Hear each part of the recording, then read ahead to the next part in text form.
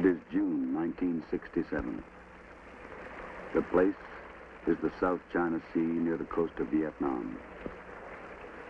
The USS Harnett County has sailed 10,000 miles from the western shore of the United States and has arrived at the Co Chien River in the Mekong Delta.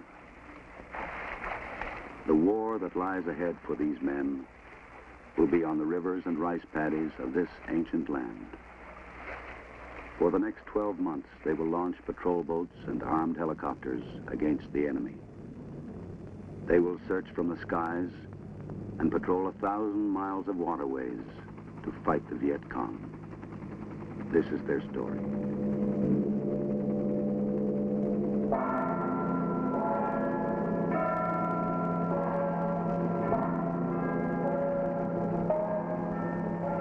It begins here on the land, amid the lace-like structure of canal and waterway.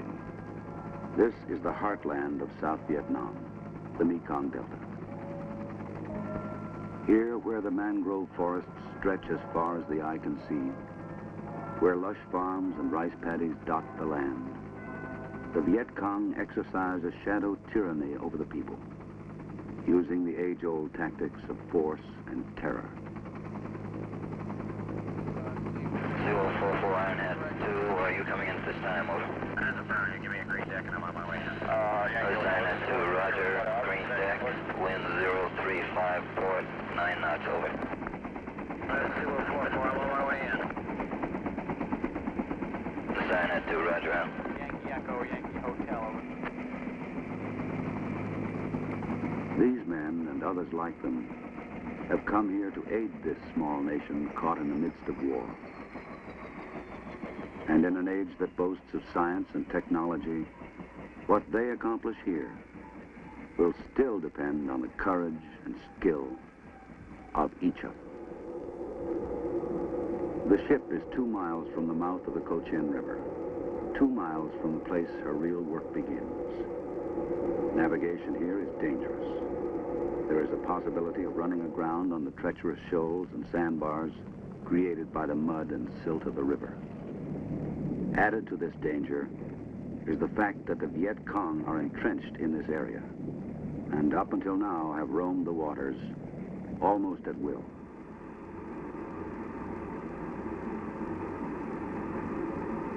For the 278 men that comprise this ship, this is the last leg of a long journey.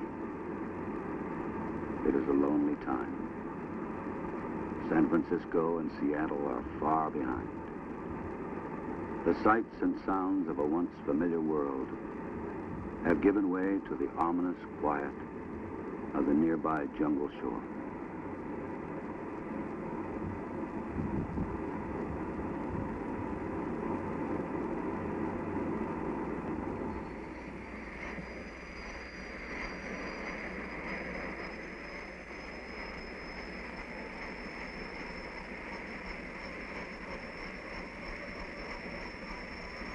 The first patrols leave the ship at dawn, and the men fall into the routine that will govern their lives in the months to come. Words like patrol and reconnaissance, words that were once part of their training, here on the river become part of their lives.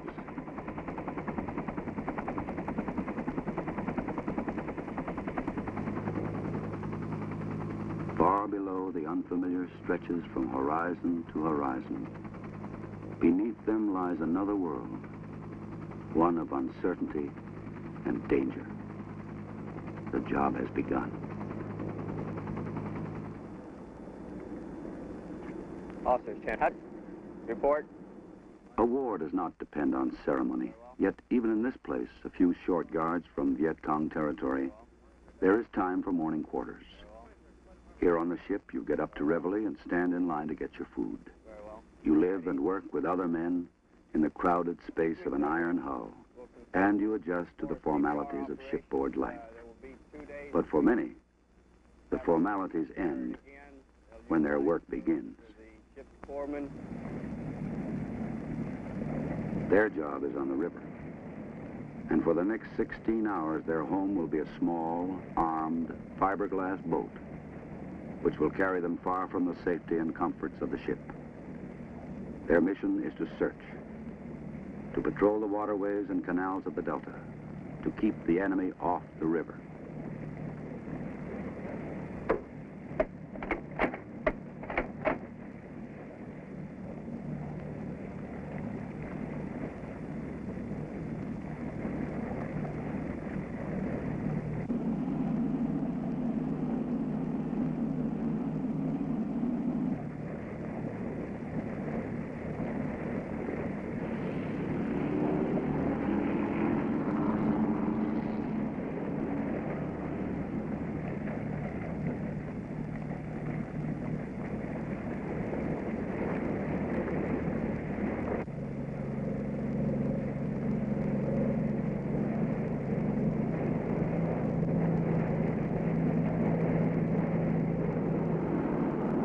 In the Mekong Delta, the river is the key to the land. To the Vietnamese who live here and use it every day, it is the heart of their existence. It nourishes their crops, provides a route to the marketplace, and sustains their families.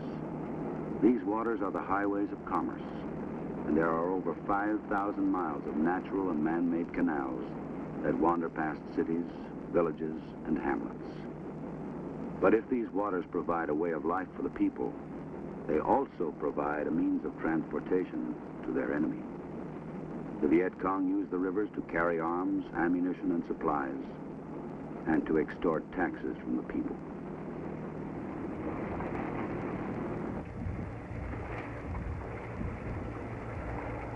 The Viet Cong have used innocent-looking sampans and even children to lure the patrol boats into ambush. And the men have learned from bitter experience that they cannot relax for a moment. A hidden hand grenade, a concealed rifle, these are the hallmark of the enemy and the stamp of guerrilla warfare. Until boats are thoroughly searched, everyone must be suspect.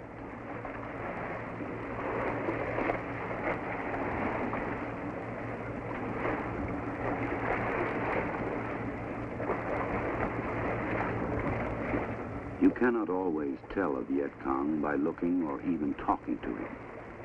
They wear no uniforms, only the black clothes of the peasants.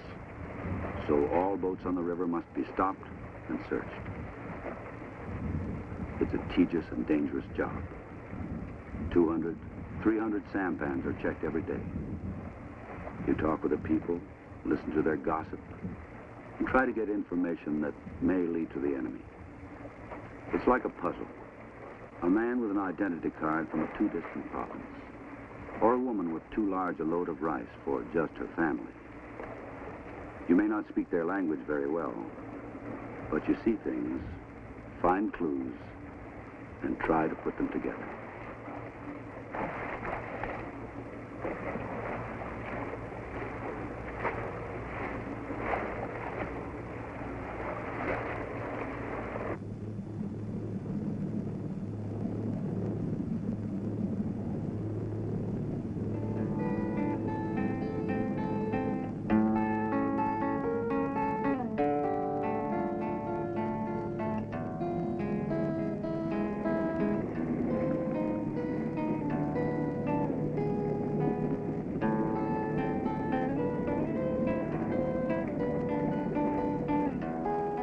Patrol, you tell time by counting the hours since you left the ship. 16, 18 hours a day. Far from home and far from the sea, you cover endless miles of water accompanied only by the constant drone of diesel engines.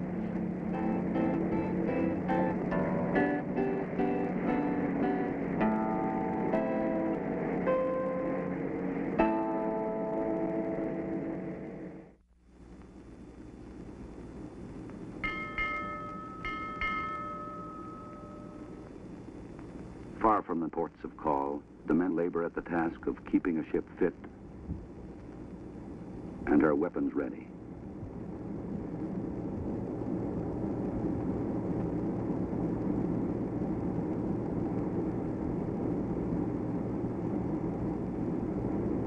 Technology has provided the tools and the training, but men provide the work. Equipment must be cared for and maintained. Each hour of patrol means additional hours of tedious, back-breaking work. There is no room for error. In the days that follow, the lives of others will depend on the performance and patience of these men.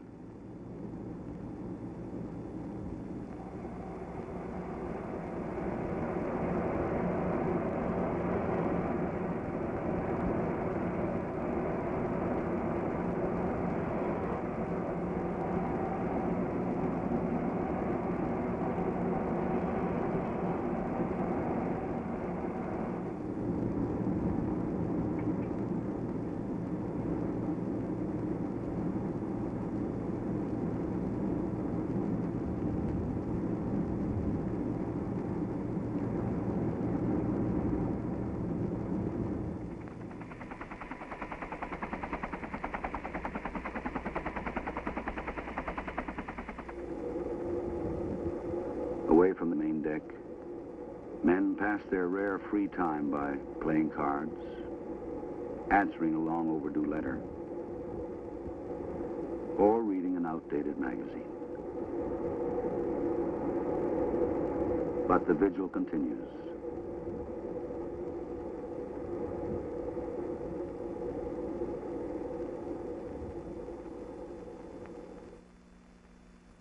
A modern naval vessel is more than guns and bullets, steel and black oil. The men aboard her have been trained to perform all the services of a small town. The Navy corpsman is the doctor here, and drugs and medicine are the tools of his profession.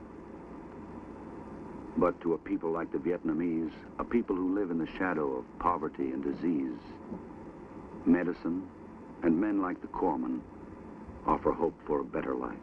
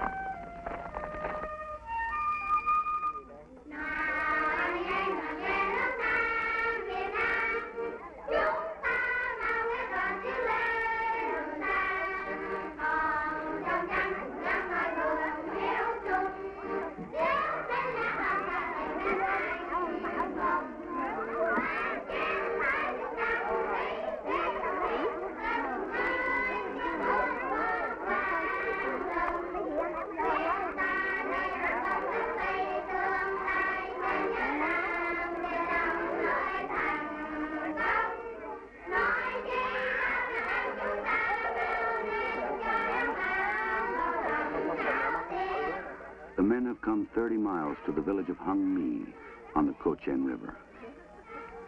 Most Vietnamese live in a village like this one. A community of 2,000 who work the land, raise livestock, and ply their local trades. But their otherwise simple lives are complicated by disease and infection. The corpsman has set up a clinic in the playground of the local school, where patients have already gathered. The soap and rainwater. Then you have him spread this on the areas that are itchy, so that he'll. How many times? About twice a day. Cái đây mỗi ngày đấy, ông lấy ông rửa cái chung hứa đó, cho ngày 2 lần. Ngày 2 lần nhé, rửa xong rồi xích cái này lên. Còn lấy cái này cứ 4 giờ uống 2 viên. Thôi. Yeah, anytime. Cái này bảo uống một ngày một viên. And then 2 every 4 hours or something for her headache. Oh, wait a minute. Did she have a bottle? Did she have a bottle of ointment? Yes. Okay. There are no monuments to what is accomplished here. There is no glory. But in this war, the work done here has become as important as any battle.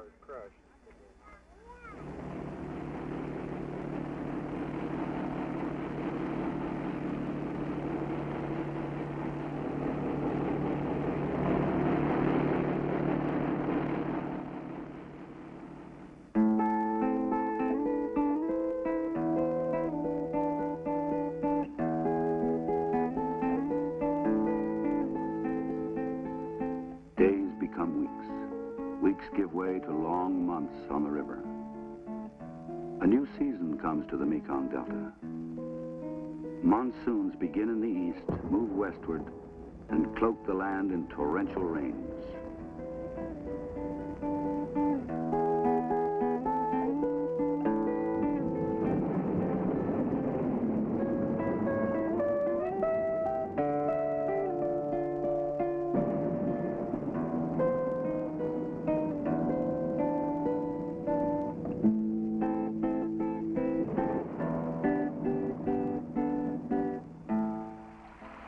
Wind and rain intrude into the life of every man, soaking everything, wearing away at the nerves. Pumps clog, motors fail, ammunition corrodes, and guns rust. For days, there is no pause, only the constant sound of rain against metal.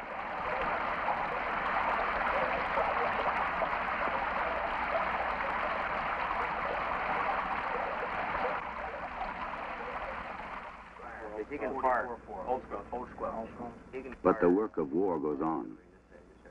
The enemy has used the rains to his advantage. 2 companies of Viet Cong have been discovered on the shores of the Ba Lai Canal, digging bunkers for an ambush. Give us the word. Within the next few A plan days, is made. Patrol boats will transit the canal and act as decoys to force an encounter with the enemy. The ship's helicopters will remain on board, fueled and armed, ready for action. Charlie will expend a little more energy than he has been. So I want you people to be extremely cautious on the rivers.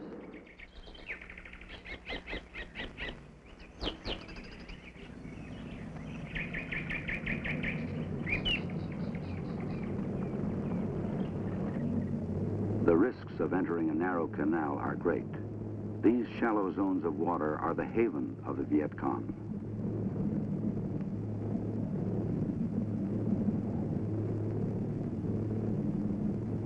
Boats are forced to move slowly, becoming easy targets for enemy fire.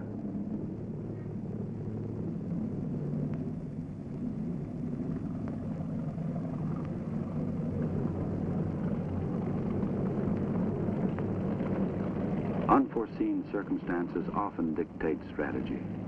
Despite all their preparation and planning, the men must turn back. The water has become too shallow. They are forced to find another route.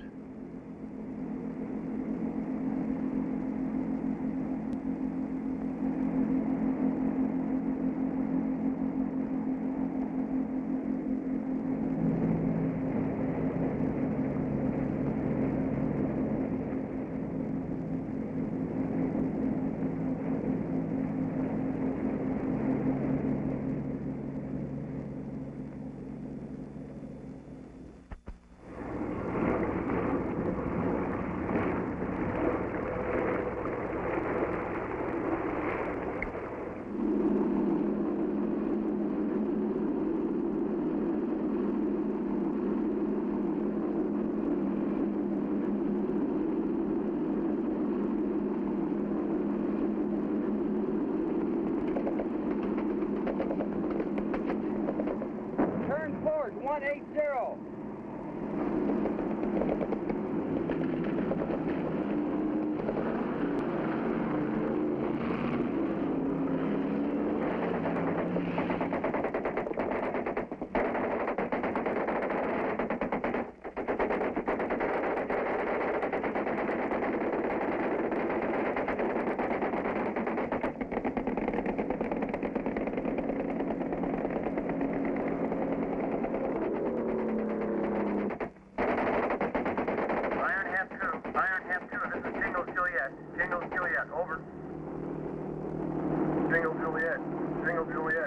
Iron Hat 2, go ahead.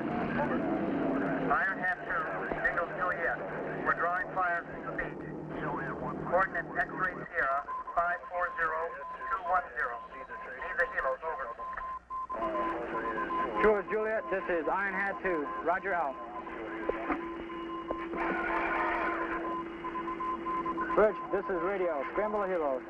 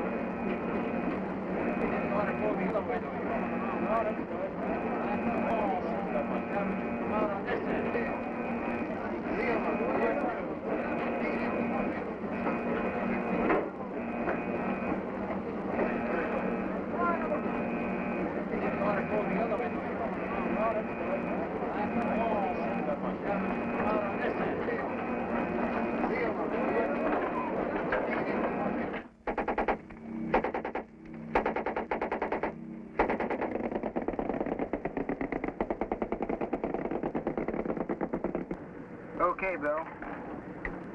Check the fuel boost pump. Are we clear? Coming hot.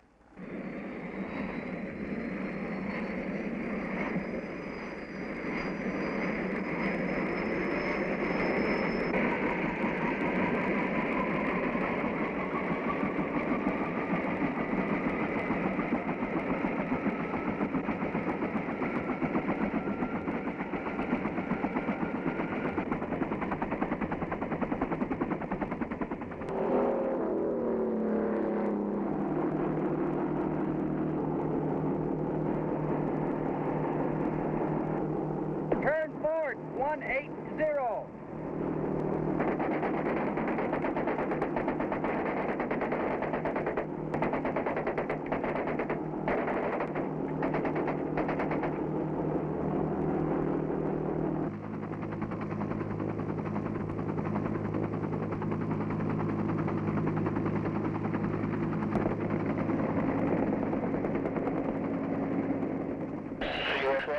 Ready, read? This is 4-3, read you 5. What's the story? This is 4-3, interrogative your intentions this time. This Kilo, We're still receiving automatic weapons fire from the beach there. This is 4-3. Do you have the smoke on the beach? this Kilo, that's affirmative, over. Roger, that's the target area there. Kilo, roger. Now, this is Kilo, we'll make a firing run, over. Kilo, this is 4-3. Let me know when you commence your run and we'll come in behind you there.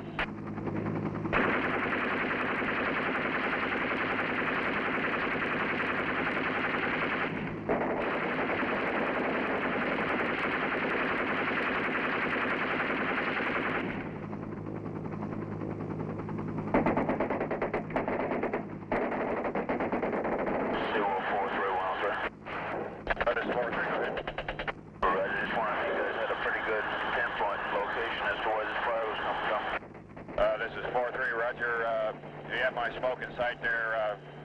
We received automatic weapons fire from the beach side and also from the tree line on either side of the smoke running from north to south. Over.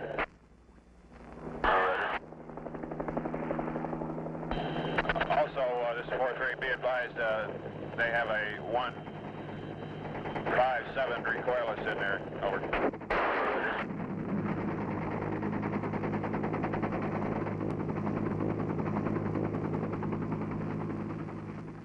The ordeal of this battle is over, but the victory has not yet been won. There is no rest now for these men. The enemy has shown himself. They must act quickly, decisively, to deny him his sanctuary. New targets out of reach of the PBRs have been located by the Vietnamese command center. Enemy gun emplacements, bunkers, and supply sampans. 801. I see what's happening. 905. Keep going.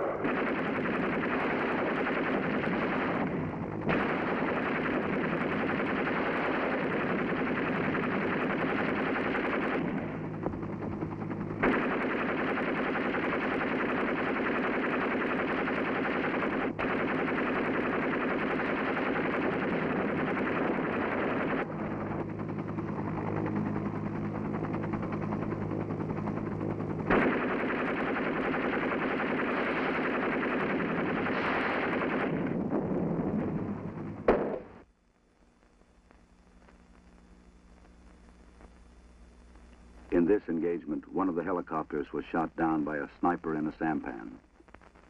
This is the price a few will pay in any war, the cost of involvement. And for the remainder of their tour in Vietnam, these men will pay this price time and again.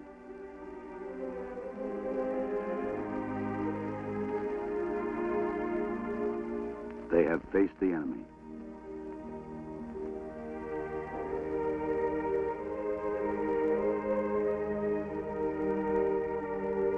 They have endured the ordeal of battle.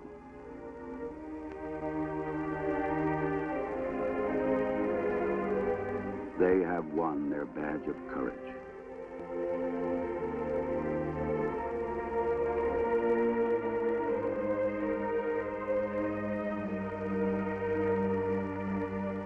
A wounded man comes in on a stretcher. Another call to battle.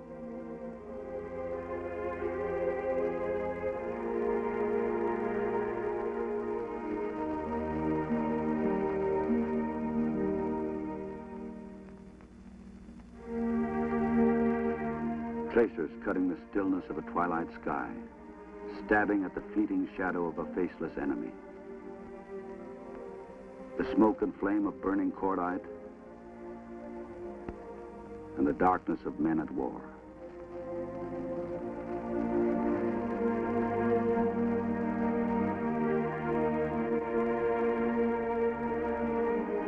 The fight will go on.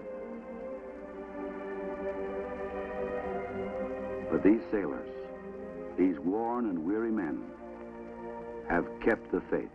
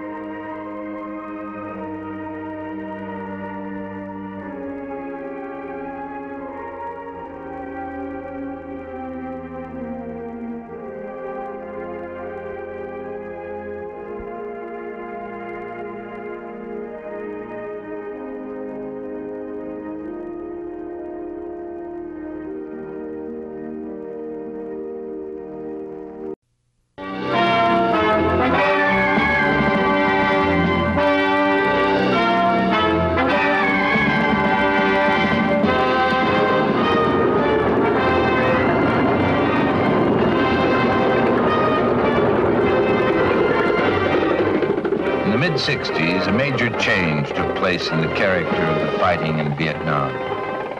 Large numbers of American combat troops began to arrive. Until then, the fighting had been handled by Vietnamese forces, with American troops serving primarily as advisors. The enemy, unable to defeat this combination with primarily guerrilla-type forces and operations, had begun bringing in regular North Vietnamese Army units in large numbers. It was in response to this massive influx of North Vietnamese troops that United States combat units were sent to Vietnam.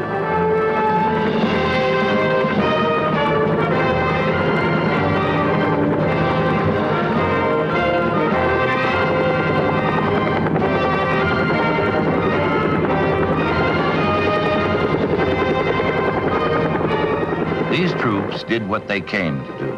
They carried the fight to the enemy where he lived. The aims of the aggressor were checked again. And at the same time, the armed forces of South Vietnam were growing both in size and capability.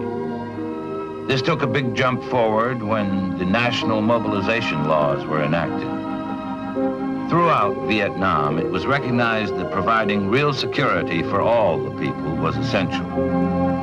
And that if the job were to stick, it would have to be done by the government of South Vietnam itself. With the end of the 1960s, the time had come for another major change in the character of the war in Vietnam. That is, free world forces would begin to phase out of the war as the people and the armed forces of South Vietnam became capable of filling the gap.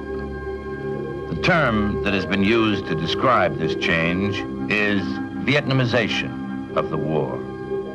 Vietnamization means Vietnamese armed forces taking over, but it also means, it has to mean, a great deal more. How much more? every Vietnamese soldier is helped to understand, since so much of the effectiveness of this effort will depend upon him. He learns that Vietnamization also means pacification, and that both terms take in a wide range of action: military, political, psychological, civic, social, economic. All of these, as they go forward, mean progress to peace.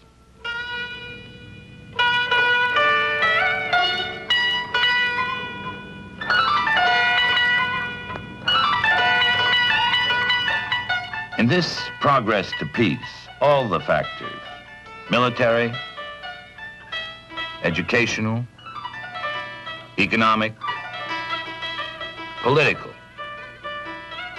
psychological, and social, all interlock. None alone is an answer. But since there must be real security for the people in their daily lives before the other factors can be put to work, the first steps are primarily military. Security for the people. A chance to live their lives without being in constant fear of harassment and terrorism by the communists. The Vietnamese army, as it grows in size, experience, and capability, is making strides toward attaining this initial goal, taking over step by carefully coordinated step the areas of responsibility that have been held by American combat units. In planned stages, it has been extended to other areas.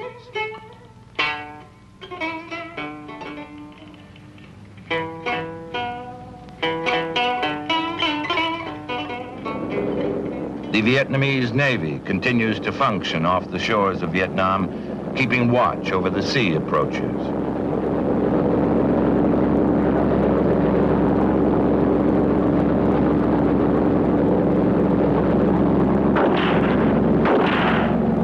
It also patrols the shoreline areas to intercept enemy shipments of arms and supplies.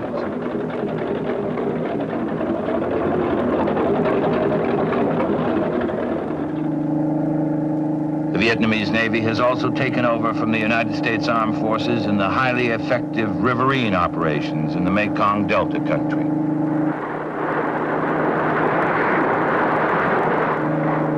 Units of the Vietnamese Marine Corps enjoy a fully earned reputation as fighting men, and they continue to maintain that reputation as their forces are being expanded under the Vietnamization program.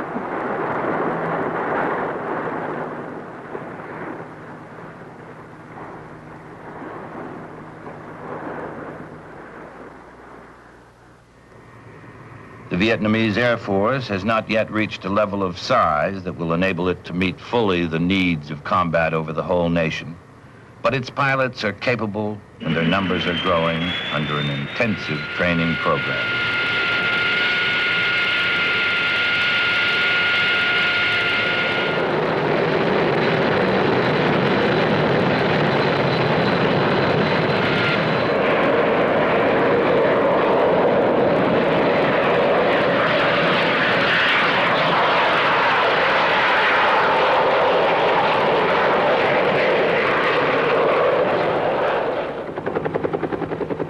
The same kind of training effort is being applied to the pilots of helicopters as the Vietnamese Armed Forces push toward the day when they can meet all their combat and combat support needs using their own people.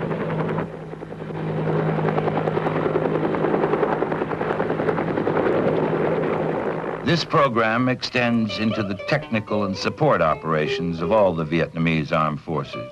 Hundreds of technical personnel have been trained in various levels of maintenance in such essential areas as transport,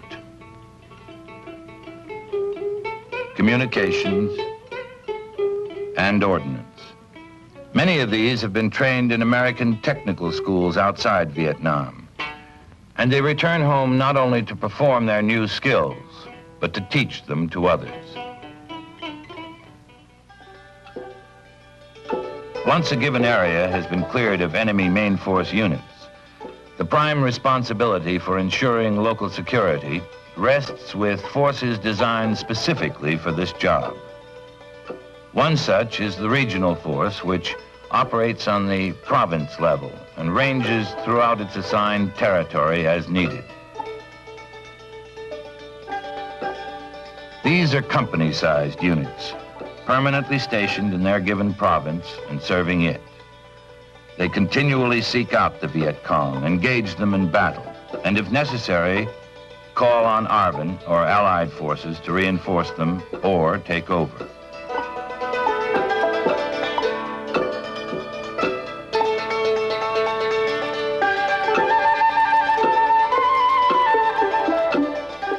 At the district level, the platoon-sized units of the popular forces function. These are not as mobile as the regional forces. They rarely go far from their own hamlet. But they form an important part of the structure designed by the Vietnamese government to attain and then maintain security for the people. The popular forces typically protect points of control and communications in and around the towns and hamlets, checkpoints, government installations, warehouses, bridges, as well as the perimeters of the communities themselves. Both the regional and popular forces can call on the mobile advisory teams of the United States Army for advice and training help. Such teams assigned to province areas work with and through the province and district chiefs. At their request, the teams go wherever they're needed to help regional and popular forces improve their operations and do an even better job of providing for security on a local basis. On a still more local level, in the villages and in the hamlets, boys and older men participate in the People's Self-Defense Forces. Some women serve, too, in support capacities.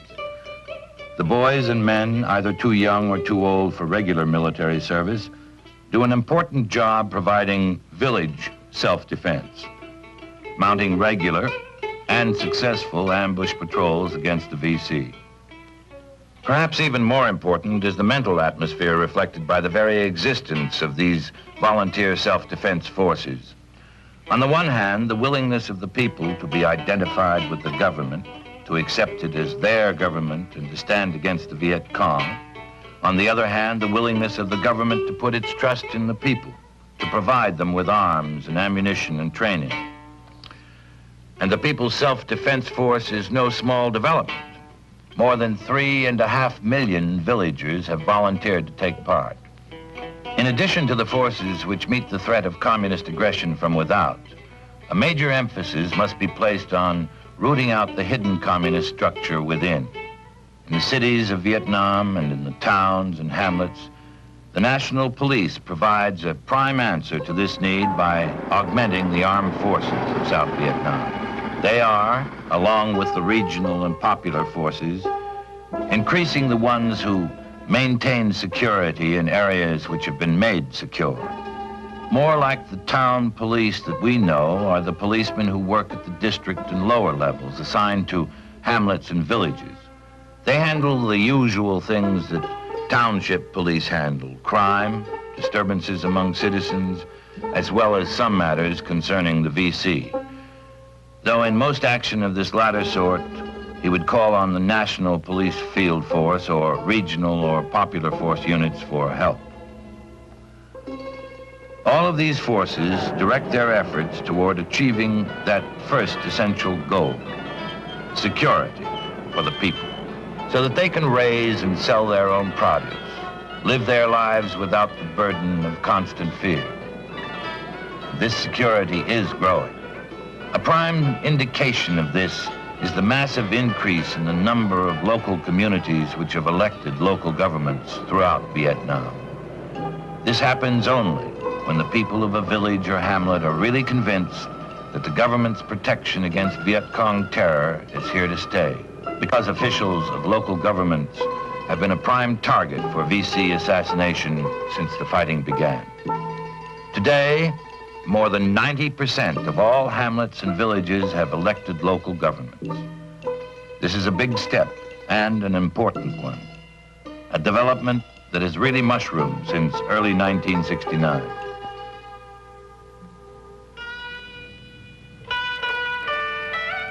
The communist failure to win over the people became even more apparent under the Army of Vietnam and Regional Forces protection. The South Vietnamese intensified their program of building.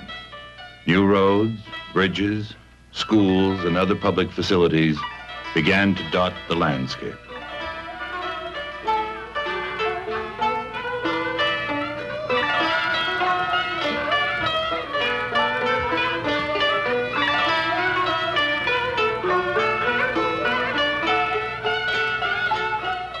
Today, there are hundreds of thousands of Vietnamese enjoying government protection.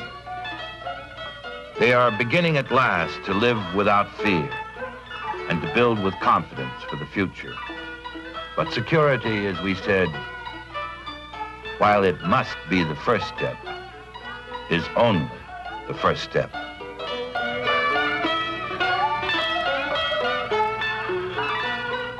The Vietnamese government's follow-through takes many forms.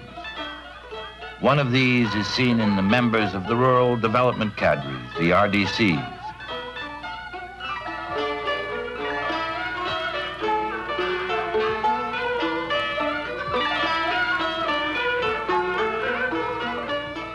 They work in specially trained 30-man teams, lightly armed and well able to lead and to teach villagers the techniques of local self-defense. But this is by no means their whole job.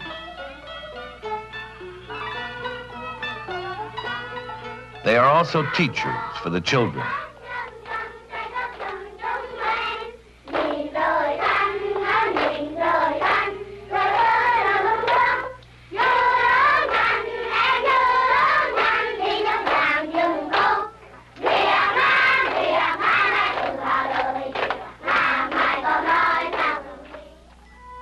Each RDC team includes a wide range of know-how.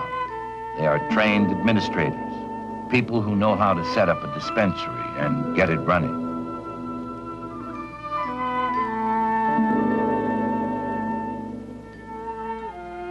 People who can help with planning and village sanitation or agriculture or marketing. In their own words, they encourage by good example. They live with the people, work with them. They demonstrate by what they do that the government is interested in the people and in helping them help themselves. Working with the newly elected village council, the RDCs help in the planning of community improvements and show the council how to apply to the national government for funds under the Village Self-Help Development Program. In short, they help local self-government and self-development get rolling. And this is filling a long-standing vacuum in terms of local government in Vietnam. Until 1954, in many areas, the entire administrative system, often down to the village level, was run by the French. When they left, the resulting vacuum was made worse, as the Viet Cong systematically murdered village leaders and teachers. Now, with more than 9 out of 10 hamlets and villages working under elected local governments, the situation is changing for the better.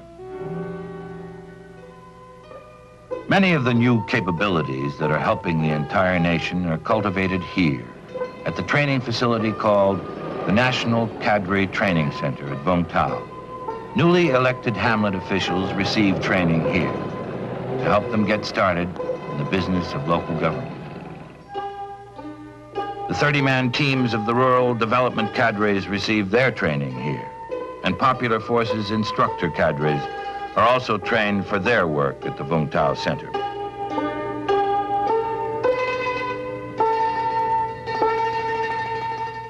Village technical people, such as village sanitation chiefs, dispensary personnel, and administrative specialists are schooled here too. All of these people go back to their villages and hamlets with at least basic know-how to guide them as they begin working out the social and civic and economic progress of their individual communities.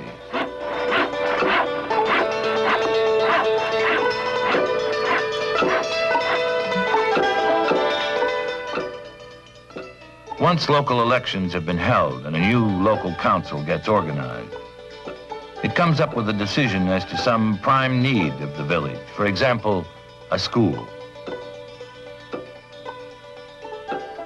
They're eligible for government funds to help in providing their own answer to that need.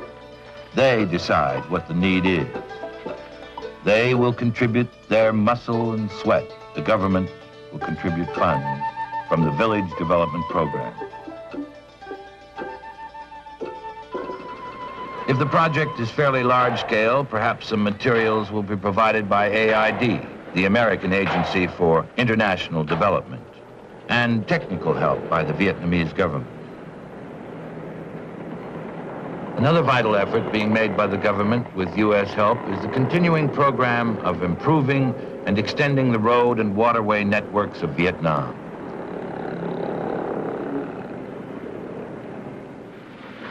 Thousands of square miles of area, which before were largely isolated, are now becoming readily accessible.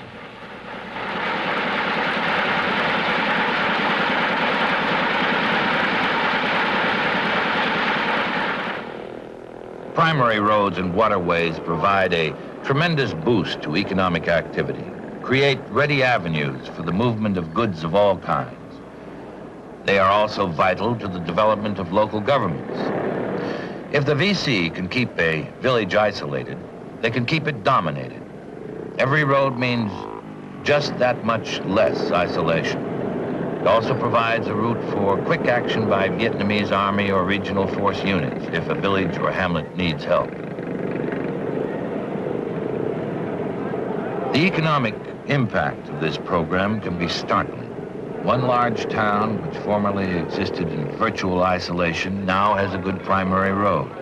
With transport of goods so much easier, the cost of living in the town has dropped by 40%.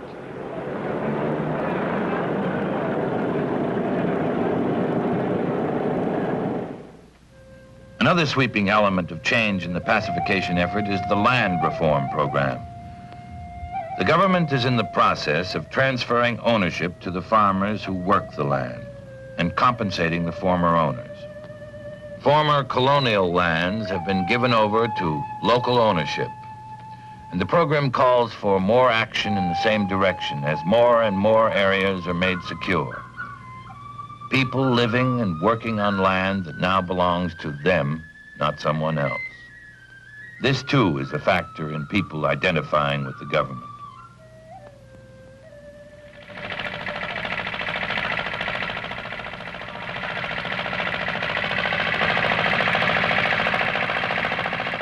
Government funds may further underscore the point made by its land reform programs. For example, rural credit loans make it possible for a group of farmers to get together and buy farm machinery which they can share to till their land with an efficiency unknown in the past. The same kind of loan may enable a fisherman's cooperative to replace heavy, easily torn fiber nets with light, long-lasting ones of nylon. These are only two from dozens of possible examples. But whatever the specific need they provide, such loans are further evidence that the government is in fact concerned with the progress of the people and is working to further that progress.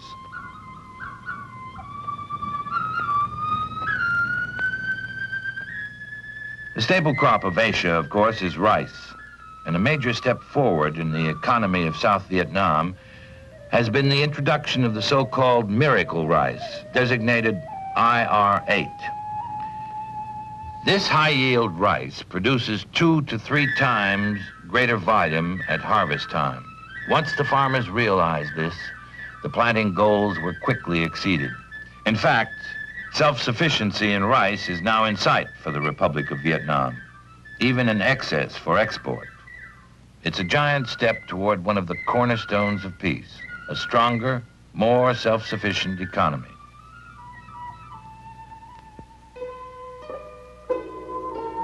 Another aspect of pacification is the resettlement of the masses of people who were evacuated from battle-torn areas to become refugees.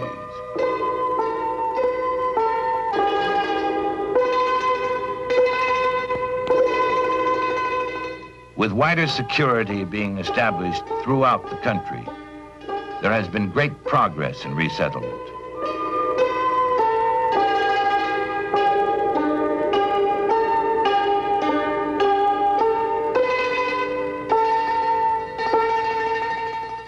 Most refugees return to their former homes, often with government assistance in the form of a resettlement allowance, something to help them settle back in. The price of a new cow or tin roofing to rebuild their house, depending on what they've lost and what they need to get started again. Those who don't return to their home areas often go to new locations, perhaps to lands provided under the Land Reform Program. Or they may simply decide that the refugee hamlet in which they have been living can be a self-supporting community. They've put down new roots, established a new way of life. They elect officials for their new community and go to work to make it thrive.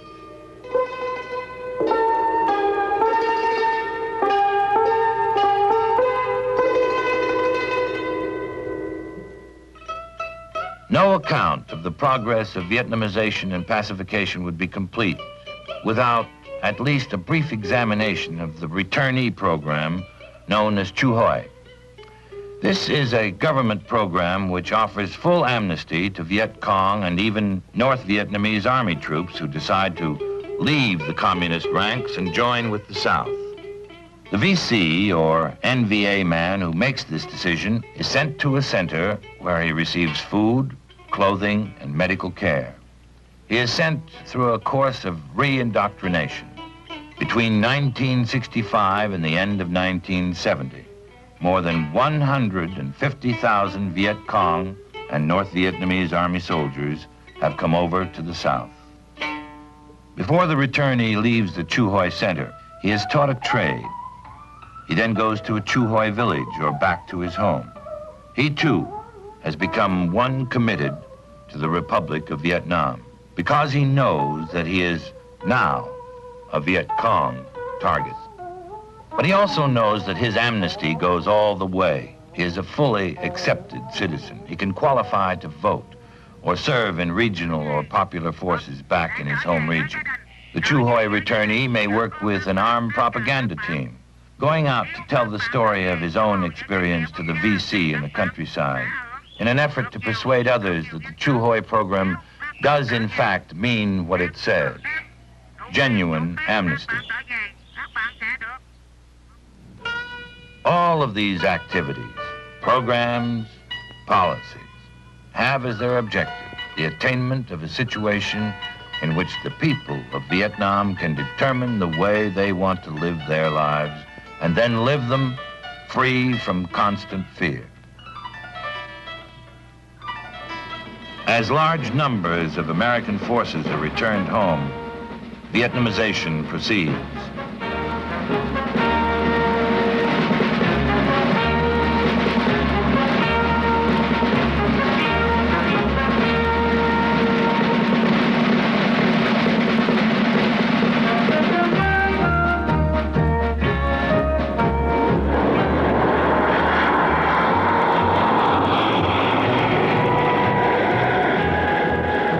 Vietnamization, pacification, these are words, but they stand for and attempt to define a condition of life for millions of people. The establishment of area security by military means and with the follow-up of national police protection, then the building up of stronger local and national government, greater productivity in the economy of the nation and hamlet. All of these are part of that definition. And all interlock and depend on one another, just as do the lives of the people. This program, as it succeeds, is deadly to the aims of the communist enemy. He knows this. He's not likely to just let it happen. So, it will take a continuing and massive effort on the part of all concerned.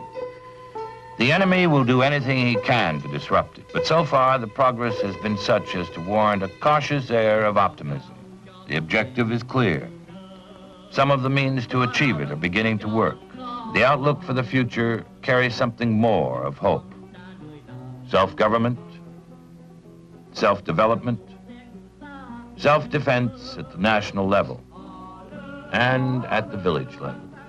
In all these, the beginning steps are being taken toward progress to peace.